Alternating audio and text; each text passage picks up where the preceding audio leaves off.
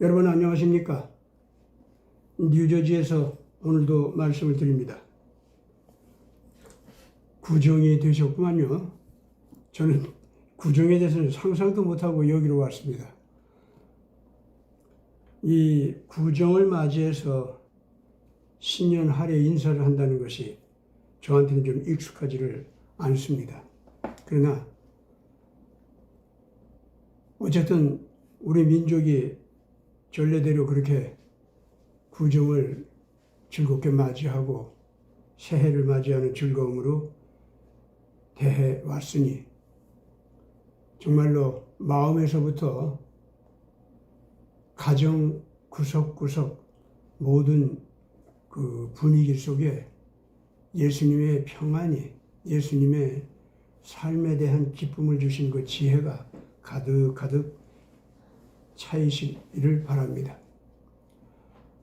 산소를 호흡하듯이 새벽에 새벽바람 기쁘게 호흡하듯이 예수님의 생명의 지혜가 여러분들의 가정 안에 골고루 모든 면에 잘 뒤섞여서 어떤 일을 생각하고 어떤 일을 해결하려고 방향을 잡아도 막히는 것이 없이 이렇게 잘 길이 뚫리고 달려나갈 수 있기를 바랍니다. 원래 자유라고 하는 것은 결코 이 정치적 자유 이것만 의미하지 않습니다. 그거는 자유 가운데서 가장 밑바닥 자유 그겁니다. 진정한 자유는 내 영혼이 양심을 향해서 나가는데 아무런 방해가 없게 되는 것. 내 지성이 올바른 진리를 찾아가고자 하는데 아무런 방해를 받지 않는 것. 이런 것이 진정한 자유입니다. 또 내가 옳다고 여기는 것을 즐겁고 기쁘게 선택해서 행동으로 옮기는 결단을 마음대로 할 수 있는 상태. 그것이 진정한 자유요. 그것이 정말로 영도 육도 해방이 된 모습입니다. 이렇게 영도 육도 이렇게 해방이 되기는 했지만은 몸은 정치적인 압박을 받는 경우가 있을 수 있죠. 몸은 병에 들어가지고 하고 싶은 일을 못할 수도 있습니다. 그러나 사람의 인격과 영혼이 일단 그 지성과 양심과 자유의지가 자기가 확신하는 진리를 향해서 기쁘고 즐겁게 결단하면서 나갈 수 있는 그런 인격이 되어 있으면은 그 사람은 이미 하나님 안에서 해방을 받은 사람이요. 그 사람은 이미 하나님 안에서 영적 자유를 누리고 있는 사람입니다. 이런 사람의 자유를 억압하는 바깥으로부터의 어떠한 그 공포를 주는 폭력적인 힘이나 미혹을 해서 썩은 욕심 속으로 끌어잡아 당기는 그러한 부패한 그 영적 힘이나 이런 것들은 말하자면 폭력성을 띠고 사람의 영혼의 자유와 사람의 삶의 해방을 갖다가 해방된 기쁨을 빼앗아 가는 겁니다. 이것이 바깥으로부터 올 때도 있지만은 내 자신의 타락을 인해서 내 속으로부터 이런 것을 방해하고 그 파괴하는 경우도 있습니다. 오늘 지금 우리가 생각을 하고 싶은 내용은 뭐냐면은 예수께서는 우리에게 이런 본질적인 자유와 해방을 주셨다고 하는 것. 그래서 예수 그리스도를 우리가 제대로 만난다라고 할 때는 내 영혼이 이러한 자유와 해방을 지니고 그것이 기뻐서 그 세계로 달려나가는 의지를 가지고 있을 때에만 예수 그리스도를 알아볼 수 있고 들을 수 있고 해방될 수가 있습니다. 물론 예수님은 내가 갇혀 있을 때, 내가 눌려 있을 때 나를 해방시키기 위해서 찾아오시는 분입니다. 그분은 나를 살리기 위해서 오시지만 나는 못 알아볼 수가 있어요.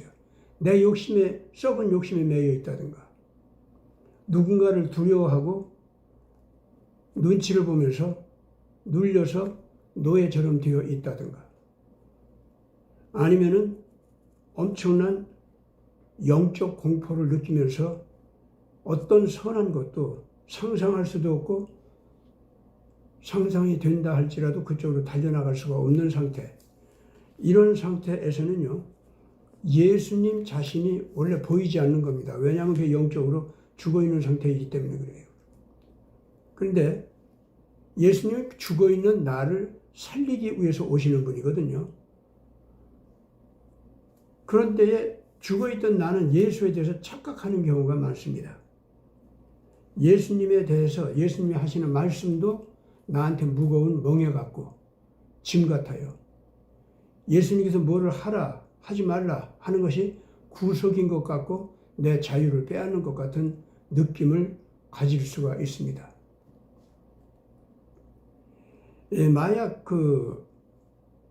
마약에 완전히 중독이 된 사람들은 마약을 하지 말아라 하는 사람이 다가온다든가, 마약을 빼앗는 사람이 온다든가, 마약에 대해서 이런 거 저런 거 가르쳐 주면서 그건 내가 스스로 마약을 갖다가 막 먹지 못하도록 또는 주사 맞지 못하도록 이런 사람이 오면은 걸리적거리고 자기를 갖다가 자꾸 누르는 것 같고, 심지어 이제 반항심을 가지고 싸우다 보면은 결국은 공포감도 갖게 되고, 이렇게 돼서 마치 자기를 살리려고 온 사람이요, 귀찮고 장애가 되고 적으로 보이고, 이런 일들이 얼마든지 우리 인간들에게는 있을 수가 있습니다.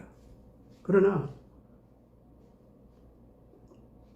그건 내 영혼이 죽어 있기 때문에 나를 해방시키러 온 사람을 못 알아보는 겁니다. 예수님의 말씀이 그렇고 예수님의 나를 향한 행동이 그렇게 우리는 보일 수가 있습니다. 그런데 그 예수님의 참 놀라운 점이 뭐냐면은, 무겁고 장애물이 되고 걸리적거리는 멍에 같은 그런 말씀도 하고 행동 요구도 하시는 줄 알았는데요. 근데 그분이 오셔서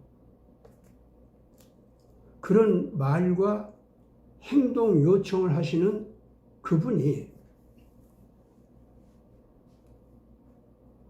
나를 처음에는 강제적으로 일으키려고 하고, 처음에는 강제적으로 뭘 못하게 하는 것 같고, 처음에는 강제적으로 막 나를 먹이려고 하고, 하기 싫어하는 걸 막 하게 하고, 하기 좋아하는 걸 못하게 하고, 분명히 예수가 그런 방해자로 왔는데,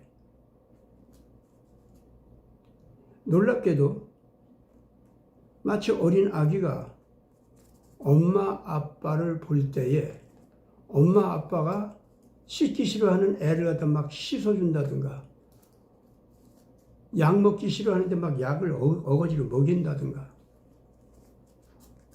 아무것도 먹고 싶지 않아서 입을 꽉 다물고 이리저리 도리질을 하는데 그걸 먹이려고 입을 갖다 벌리려고 애를 쓴다든가, 이런 엄마 아빠 같이 느껴지도록 하는 그런 분으로 나타나요. 그래서 내가 그분을 갖다가 처음에는 막 구박을 하고 욕을 하고 발길질을 하고 저리 가라고 하고 이렇게 됩니다.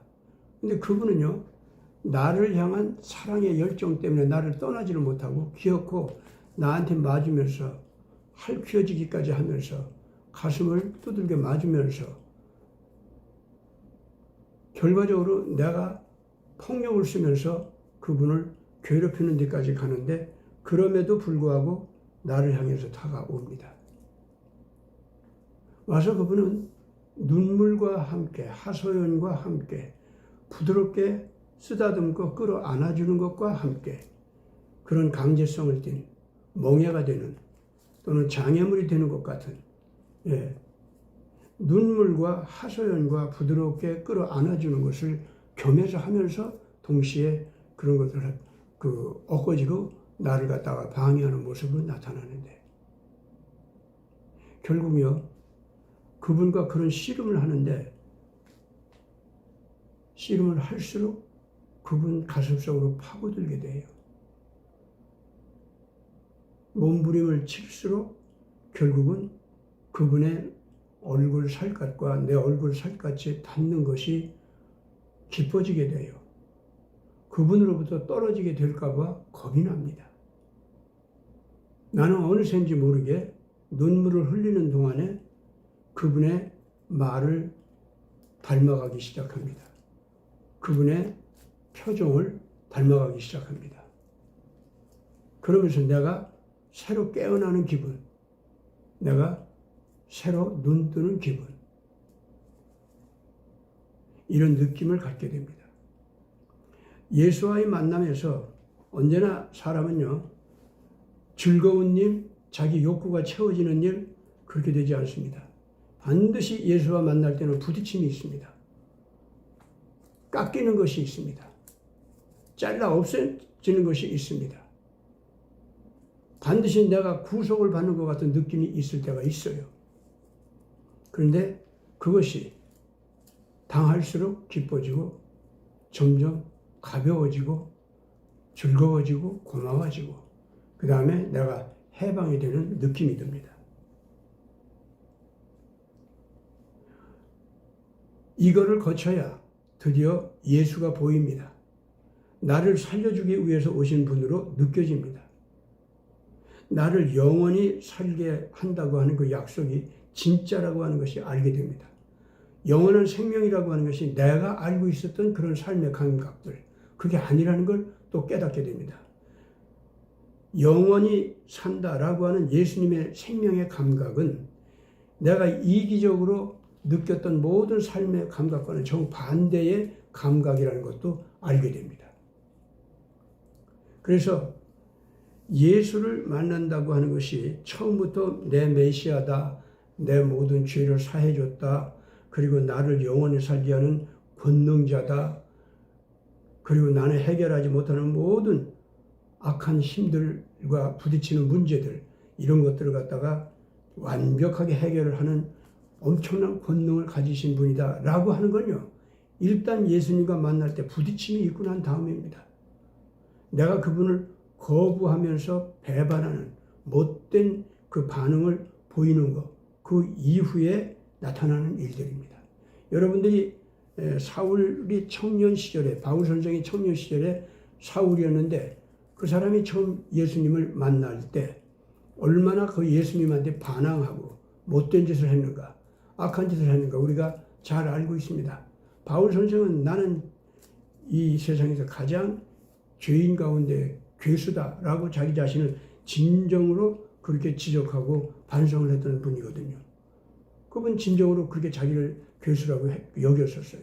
왜 그랬냐? 예수님이 자기를 살리기 위해서 맨 처음 나타날 때 얼마나 예수님을 괴롭히고 얼마나 예수님한테 반항하고 얼마나 예수님을 싫어했는지 그걸 잘 알기 때문입니다.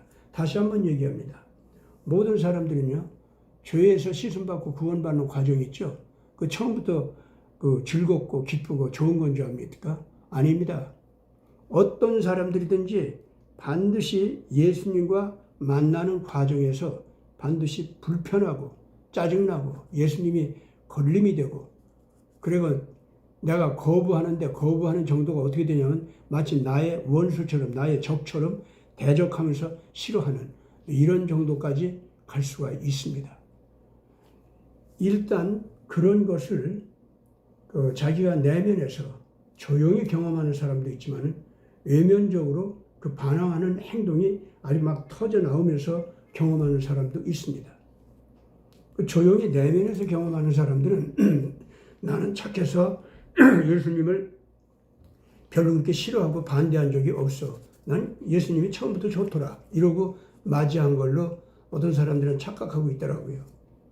그러나 그런 사람들조차도 사실은 자기 내부에서 자기 자신을 이기적으로 섬기면서 이기적인 자아를 자기의 진짜 자아로 알고 나갔던 그런 사람이었다고 하는 것. 그래서 그런 사람을 버리는 것이 별로 어렵지 않게 버렸다고 하면은 그거는 정말로 그 가문의 교육, 부모님의 교육이 또는 그 스승의 영향력이 아주 예수님을 만나기 이전에 기가 막힌 좋은 훈련을 주었던 분들이 있기 때문에 그래요. 그래서 이미 그 예비적으로 부모님이나 스승한테 훌륭한 교육을, 인격 교육을 받는 과정에 자기 내부에서 예수님의 이 생명의 어떤 그 형질들, 그런 것을 갖다가 싫어하고 막 저항하는 이런 것을 이미 예비적으로 스승과 만날 때, 부모님과 만날 때 다 겪었던 거예요. 또는 내 형제 자매들과 다 겪었던 겁니다. 근데 그런 것 속에서 별로 어렵지 않게 예수님을 받아들일 수 있도록 미리 훈련을 받았다면은 그 가정 문화, 부모와 자식 간의 그 가정 문화 또는 스승과 제자 간의 그 나누는 교육, 이것이 아주 성령 안에서 올바르게 봐야 할 올바른 교육들이 있었기 때문에 그게 가능한 겁니다. 어느 누구든지요, 자기 내부에서 원죄를 벌일 때에는요, 예수님을 원수로 알고 싫어하는 부분이 꼭 있습니다. 근데 자기는 그렇게 예수님을 원수로 알고 싫어하는 것이 별로 없이 아주 스무스하게 예수님이 받아들여지더라 하는 사람들은 그만큼 그러니까 이미 주변에 있는 인격적으로 아주 고매하고 훌륭한 스승이 될 만한 어른들을 또 이웃들을 많이 모시고 그들과 미리 예비적인 교육을 많이 받았기 때문에 그런 거예요. 그래서 자기는 그런 사람 참 복받은 사람들입니다. 그래서 그 엄마 아빠가 교회를 다녔기 때문에 나는 태속에서부터 예수 믿는 사람이다 라고 하는 사람들은 그만큼 하나님 앞에 참 기가 막힌 은혜를 받은 사람들입니다.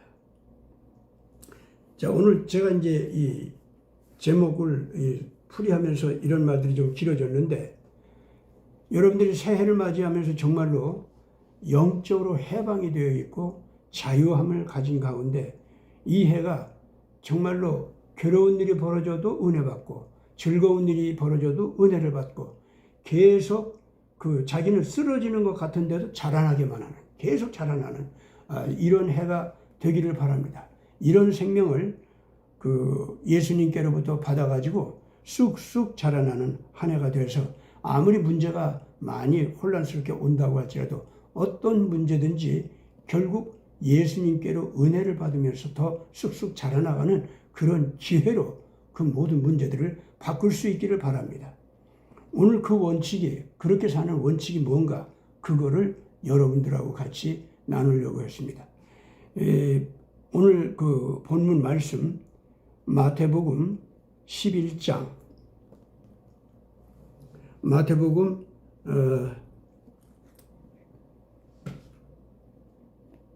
11장 28절부터 우리가 아주 잘 아는 구절입니다.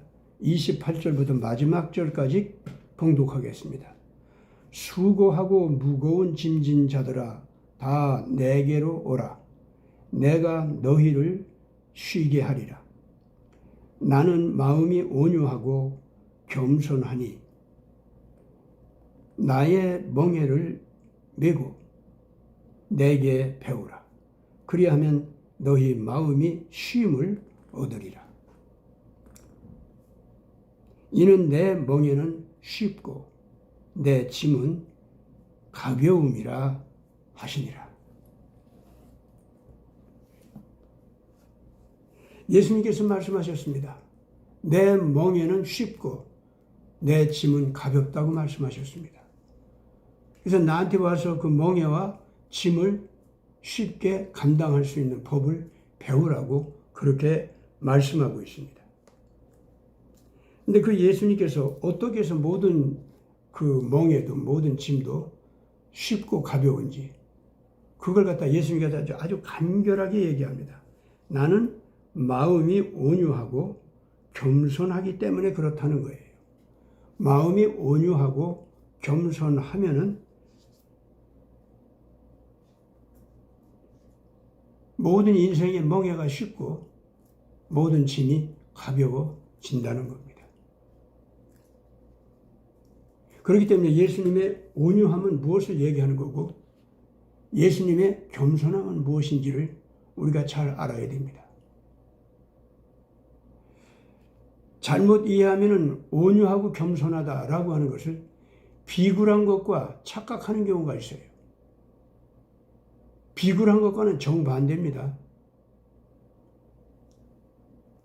비굴한 것은 옳은 것을 내세우고 주장해야 할 때에 그 옳은 것을 상대방의 옳지 못한 압력 때문에 옳은 것을 굽히고 옳은 것을 뒤로 감추고 상대방의 옳지 않은 것에 편승하고 비위를 맞춰서 나도 함께 그 작자와 더불어서 같이 악한 주장을 가지고 있는 것 같이, 그래서 그 교자의 악한 압력대로 내가 따라가는 노예인 것 같이 보여주는 것, 그것이 비굴함이죠. 그것은 내 속에 있는 선이나 내 속에 있는 의를 죽이는 겁니다. 그거는 곧 나 자신을 죽이는 겁니다. 여러분들 이거를 알아야 됩니다. 이것이 아마 예수님과 우리와 큰 차이가 나는 건데, 내가 깨달은 의, 내가 깨달은 사랑의 지혜, 그것은요, 내가 아니라 내가 그걸 행하면은 나한테 유익을 갖다 주는 어떤 그런 가치다. 내 바깥에 있는 먹이처럼, 내가 먹어야 할 어떤 먹이처럼 바깥에 있는 음식 있잖아요. 그것처럼 내가 깨달은 의, 내가 깨달은 사랑의 지혜, 이런 것이 음식처럼 바깥에 있는 걸로 여겨가지고 내 것으로 여겨지지를 않는 거예요. 그렇게 되면은 지금 현재 예수님과 우리는 알아볼 수 있는 관계가 아닙니다. 그리고 예수님을 내가 환영할 수도 없게 됩니다. 더 나아가서 사실은 예수님의 몸이 내 앞에 딱 나타나서 나를 웃으면서 환영하는 모습으로 나타나셔도 그분을 내가 이익을 위해서 관계 맺는 여러 가지 인간들 가운데 하나로 여길 뿐이지, 하늘에서 오시는 나를 자기 생명처럼 아끼고 사랑하셔서 나를 일부러 찾아오신 그러한 내 메시아로 또는 나의 하나님으로 알게 되는 게 아닙니다. 그렇게 알았더라면 내가 어머니 아버지를 대할 때 무조건 반갑고 기쁘고 가서 끌어안게 되는 것 같은 친화감이 그 예수한테 내가 팍 터졌을 거예요. 근데 예수가 낯설어. 예수가 하는 말도 싫고, 예수가 나보고 같이 하자는 건 더 짐스럽고 더 짜증나고. 그런데 그것을 하면 그러면 나한테 유리한 게 뭐야? 나는 그렇게 따지게 되고. 그래서 이러이러한 유리함이 있다. 이러이러한 재수 좋은 일들도 벌어질 수 있다. 이러이러한 좋은 일도 벌어질 수 있다. 이제 이런 것이 오게 되고 그걸 가지고 따지면서 그럼 내가 예수가 말하는 대로 할까 말까? 예수와 계약을 맺을까 말까? 거래를 할까 말까? 이제 이런 관계로 예수를 대하게 되는 거죠. 그러면은 그 예수는 그냥 수많은 이해관계를 위해서 맺는 다른 사람들과 똑같은 사람 중에 하나일 뿐이고, 내가 만나야 할 내 생명을 주어도 아낌이 없는 하나님이요, 그리고 나를 살려주는 분이요, 나를 완전한 해방과 자유 속으로 이끌어서 거룩한 빛이 나게 하는, 내 삶의 모든 순간이 아름답고 고귀하게 빛나면서 보람을 느끼고 기쁘게 만드는, 내가 내 존재를 바라볼 때 너무나도 고귀하고 아름답게 느껴지는 거야. 왜? 예수가 말하는 그런 생명의 질이 내 안에도 있는 걸 보는 게 내가 그렇게 느껴지는 거예요. 그런 식의 내 존재에 대한 느낌, 이제 이런 것은 경험할 수가 없죠. 다시 한번 얘기합니다. 내가 깨닫고 있는 양심적인 의, 내가 깨닫고 있는 거룩한 사랑에 관한 지혜, 이것이 내 것이 안 됐으면 그거를 행하는 것 자체가 나의 빛이요, 그거 행하는 것 자체, 그거 행하는 내가 진짜 나다. 이게 아주 중요합니다. 의를 행하는 그 내가 진짜 나고, 의를 행하지 않고 바라보고 객관적으로 이해 타산을 하고 있는 나는, 그거는 거짓된 나다. 이렇게 느껴져야 이게 예수와 하나가 된 상태입니다. 예수님이 당신 자신을 갖다 진리라고 말씀하셨죠. 그렇다면 모든 진리는요, 예수입니다. 그래서 그것이 옳기 때문에 또는 진리이기 때문에 내가 그것을 받아들여서 행하기로 작정을 하면은 그 진리와 나는 하나가 된다. 이렇게 됩니다. 예수님께서는 그걸 이렇게 얘기하셨죠. 내 말이 너희 안에 있으면은 내가 곧 너희 안에서 하나가 되어 있다. 이렇게 말씀을 하시지 않습니까? 예수님의 말씀이 내 안에 와 있다라고 하는 말이 뭐겠어요? 내 양심으로 받아들여서 옳게 여겼고 옳은 그것은 이제는 행하기로 결단을 내렸고 결단한 그 옳은 것을 갖다가 행하지 않으면은 내가 부끄러워지고 내 자신이 싫어지고 옳은 것을 행하면은 내 자신이 빛나는 것 같고 아주 감동스럽고 내 자신이 나를 향해서 기쁜 마음으로 바라볼 수 있게 되는 거예요. 그런 식으로 의와 내가 결합이 되어 있을 때는 의라고 하는 것은 내가 바깥에 있는 음식을 하나 먹어가지고 영양분을 얻어서 이익을 얻는다. 그런 차원이 아닙니다. 그러니까 어떤 의 하나를 행하면은 다른 나에게 유익이 오는 것이 따로 있어요. 내가 원하는 유익이 따로 있어. 그렇게 되지를 않는다. 그 말입니다. 이 의를 행하면은 내가 원하는 축복, 내가 원하는 이익, 그것이 따로 있어가지고 그 따로 있는 이익을 얻기 위해서 내가 깨달은 의를 행한다. 그거면 그 의와 나는 하나가 아니다. 그 말입니다. 의를 행하는 것 자체가 그냥 내 자신을 재탄생시키는 것이고 나를 갖다 보람있게 다시 일으켜 세워주는 것이고 그 의와 그렇게 내가 완전히 결합이 돼서 내가 곧 의다. 내가 곧 그 진리다. 이렇게 여겨질 때 내가 나를 갖다가 보람있게 바라보고 아 나는 재탄생했다. 나는 진짜 새로운 나다. 이 의와 결합된 내가 진짜 보기가 좋고 그게 진짜 나다. 그 이전에 이 의와 결합이 되지 않았을 때의 나는. 그래서 의를 바라봐도 이해타산을 하면서 이익에 가면은 행하는 척하고 이익에 가는 것 같지 않으면 싹 그 외면해버리고 이런 식으로 이해타산을 하고 있었다고 하면 그 거룩한 의에 대해서 그런 이해타산을 하고 바라보고 있었다면 그거는요 분명히 그 의와 하나가 아닙니다. 그건 예수와 하나가 되지 않은 겁니다. 따라서 누구든지 예수를 만나고 싶어하는 사람들은 내가 깨달은 의가 있으면은 그 의 자체를 행하고 싶어져야 되고 행하는 거기에 어떤 다른 이해타산을 끼워 넣지는 말아야 돼요. 그 의를 행하는 것 자체가 빛나는 것이고 감동스럽고 그렇게 해야 내가 나답고 이렇게 여겨질 수 있도록 그 의와 내가 하나가 돼버려야 돼요. 그거를 예수님께서는 내 말이 너희 안에 거한다. 이렇게 말씀하신 거예요. 그렇게 되면은 내가 너와 너 안에 살면서 너와 하나가 되는 거다. 이렇게 얘기한 거고.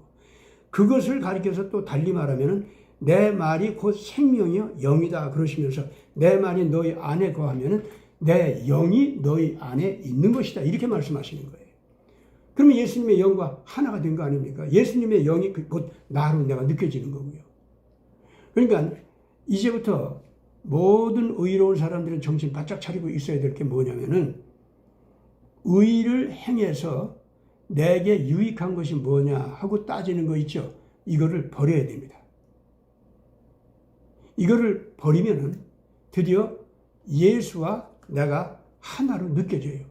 진리가 나와 하나로 느껴지면서 예수와 나는 한 형제요.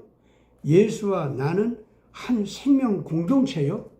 예수가 곧 나요. 내가 곧 예수라고 하는 이 깊은 확신이 와요. 물론 그렇게 돼가지고 교만하게 되는 건 아니죠. 내가 예수가 되었다 하니까 막 이 교만하게 된다. 그건 벌써 아닙니다. 왜냐하면 예수를 통해서 교만하게 남들 위에 올라서 가지고 지배하려고 하는 그러한 욕망이 있었던 증거고 그런 욕망은 예수하고는 정반대, 정원수로 나가는 거예요. 예수님은 올라가 사랑 때문에 낮고 천한 나를 갖다가 자기 생명까지 바쳐가지고 섬겨주려고 나한테 오셨거든요. 나를 지배하러 오신 분이 아니에요. 그리고 내가 나답게 빛이 나는 거, 존경할 만한 모습으로 내가 일어서는 거, 자라나는 거, 그걸 보고 기뻐하시는 것이 바로 예수님이에요. 부모가 자기 자식이 사랑스럽게 자라나는 거 얼마나 기뻐하고 좋습니까? 바로 예수님이 나를 바라볼 때 사랑하는 까닭에 내가 예수의 영을 받아들여서 고귀하고 아름답게 자라나가는 거죠. 그걸 그렇게 기뻐하시는 겁니다. 자, 이런 사람들에게는 그렇기 때문에 예수의 말씀이 짐스럽지를 않아요. 멍해로 여겨지지도 않습니다. 물론 내가 그 예수의 말씀대로 제대로 행하지 못하죠. 따라가려고 해도 한 발짝만 걸어 나가면 그냥 꽈다닥 넘어지고, 또 일어서서 걸어가려고 하면 벌써 내가 너무 무거워가지고 낑낑거리고 또 쓰러져야 되고, 그렇게 되는 거죠. 처음에 어린 아기들이 걸음마를 배운다고 하는 것이 처음에는 넘어지는 횟수가 더 많아요. 10번 걸어가려고 애가 일어나지 않습니까? 처음에는요, 10번 다 넘어져요. 근데 한번 그렇게 해서 매번 다시 일어나는 일을 하지 않습니까? 그러면 10번 일어나는데 9번은 쓰러지면서 한 번은 성공을 해요. 몇 걸음 걸어 나간다고. 그럼 그 몇 걸음 걸어 나간 것 때문에 애가 막 기뻐하고 좋아하고 엄마 아빠가 봐주기를 바라고, 그리고 엄마 아빠는 그걸 보고 막 박수 쳐주고 그래요. 걔가 그러다 또 넘어진다고 해서 뭐 그게 보기 싫습니까? 또 그걸 절망하면 말이 돼요, 그게? 넘어진다고 해서 애가 약해집니까? 안 그렇잖아요. 예수님 안에서 사랑의 희생, 정의를 위한 희생, 이런 걸 갖다가 우리가 나와 일치시켜서 행한다고 하는 것이 처음부터 그렇게 척척척척 행해지는 건 아니에요. 그런데 말입니다. 그런데 이해타산을 하면서 그걸 하려고 하면은요, 끝까지 멍해요. 끝까지 짐스럽습니다. 근데 이 어린애같이 그냥 의로운 것 자체를 갖다가 엄마 아빠가 기뻐하는 걸 보고 그 엄마 아빠가 기뻐하는 그것이 이 어린 아기에는 그게 기뻐. 그게 너무 좋아. 그래가지고 엄마 아빠가 기뻐할 수 있도록 막 달려가려고 하다 또 넘어지고 또 넘어지면 하면서도 다시 일어날 때마다 아이 짐스러워. 아이 멍해야 이건 정말 못 견디겠어. 그렇게 되지를 않습니다. 저도 손자 녀석을 내 품에 끌어안고 키운 것이 참 제 생활이 너무 그냥 바깥일에 매여 있기 때문에 제대로 하지를 못했는데, 지금 현재 있는 막내둥이 손자를 갖다가 좀 제 가슴에 끌어안고 이게 키워봤습니다. 근데 요 애기가요, 걸음마를 배우는데 몇 걸음 걷다가 또 쓰러지고 몇 걸음 걷다가 또 쓰러지고, 근데 애가 처음에는 조금 엥하고 울어요. 근데 두 번째, 세 번째부터는요, 울지 않아요. 그 다음에 웃으면서 일어나요.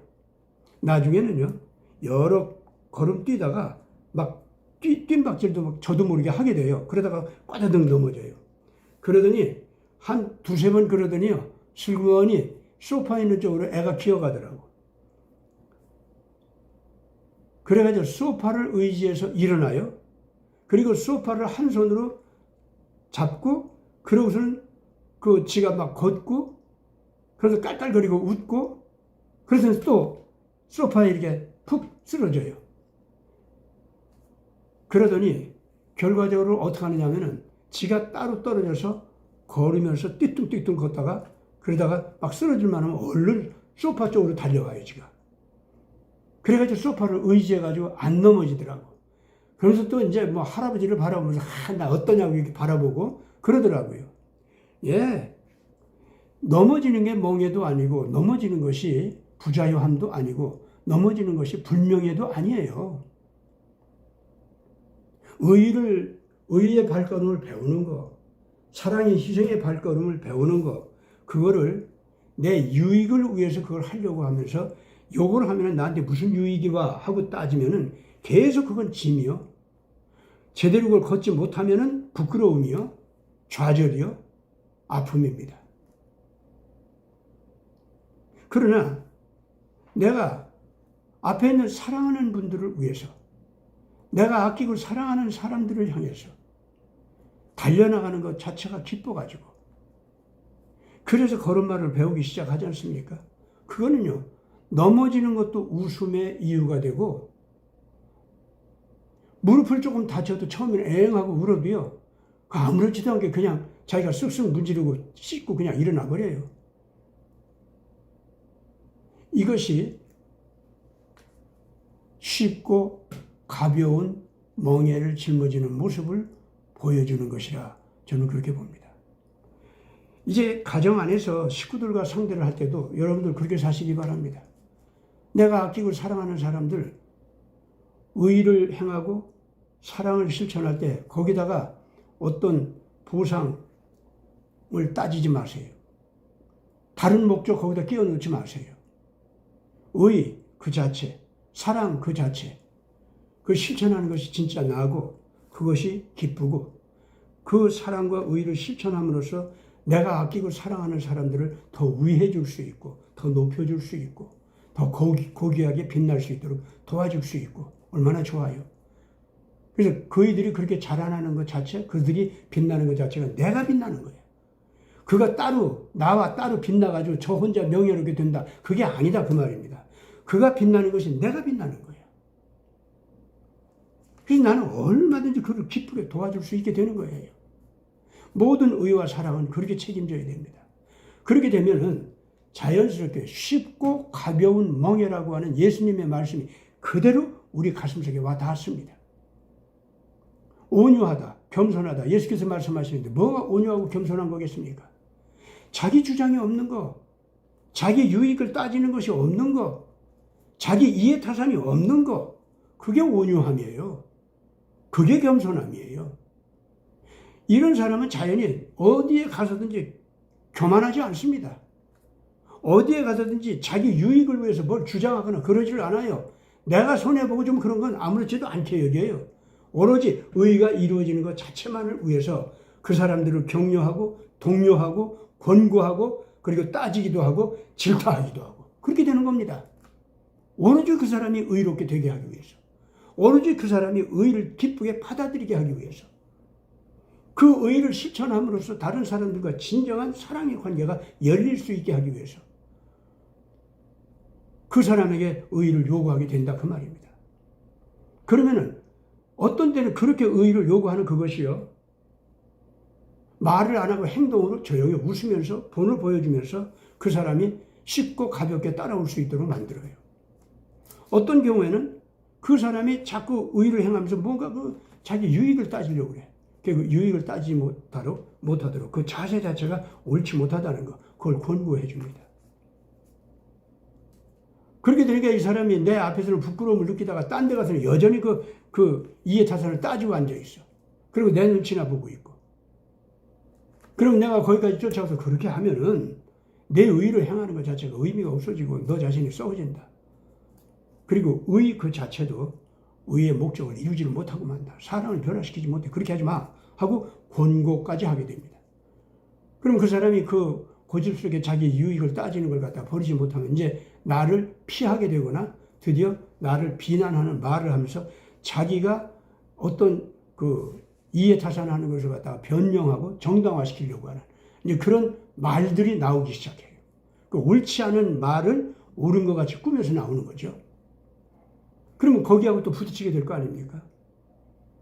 그러나 가능한 한 그 사람이 나하고 부딪히면서 죄를 범하지 않도록 내가 조심스럽게 내가 희생하고 내가 억울한 일까지 당하면서 그 사람이 유익할 수 있도록 길을 열어주면서 순수한 자세로 의를 실천할 수 있도록 권고하는, 이걸 끊임없이 자꾸 계속해요. 여러분, 온유함이라는 것이 바로 그런 겁니다. 온유함이라는 건 비굴함과는 달라요. 그러나 온유함의 특징은 자기 유익을 구하지 않고 자기 유익을 더군다나 주장하지 않는다는 뜻입니다. 소극적으로 자기 유익을 구하지 않고 주장하지 않는다. 소극적으로 그런 뜻이 아닙니다. 의 그 자체를 위해서 자기 유익을 버리라는 거예요. 그걸 버리라는, 그게 온유함입니다. 겸손함도 거기에서 나오는 겁니다. 그런 사람은 자기 주장을 하지 않아요. 자기를 내세우는 거 정말 싫어합니다. 더군다나 다른 사람들 앞에서 내가 얼마나 잘났냐, 내 덕이 얼마나 기가 막힌 영향을 끼쳐서 너희들 은혜를 받았냐, 그러니 나한테 절해라, 이런 거 전혀 없죠. 그렇게 드러나는 것 자체를 싫어합니다. 이 사람이 겸손한 겁니다. 이런 사람들은요, 누가 뭐라고 하지 않아도 모든 진리 안에서 의를 추구하는 사람들은 그 사람의 가치를 알아봐요. 제절로 그 사람 앞에, 그 인격 앞에 절을 하게 됩니다. 그건 굴종이 아니죠. 진리를 섬기는 자세죠. 진리를 빛나게 하는 그러한 예절이죠. 오늘 나나 여러분들이나 예수 안에서 인생의 짐을 쉽고 가볍게 지는 법을 확실하게 깨닫고 실천합시다.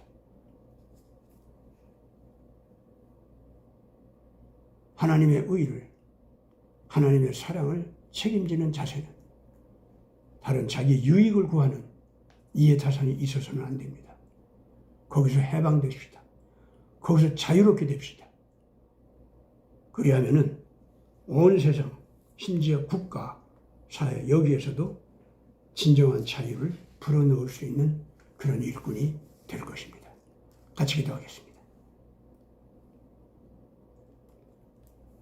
거룩하신 아버지 하나님, 세상에서는 예수님 교훈대로 따라가는 것이 참 무거운 멍에다, 어려운 짐이다, 이렇게 사람들이 얘기합니다.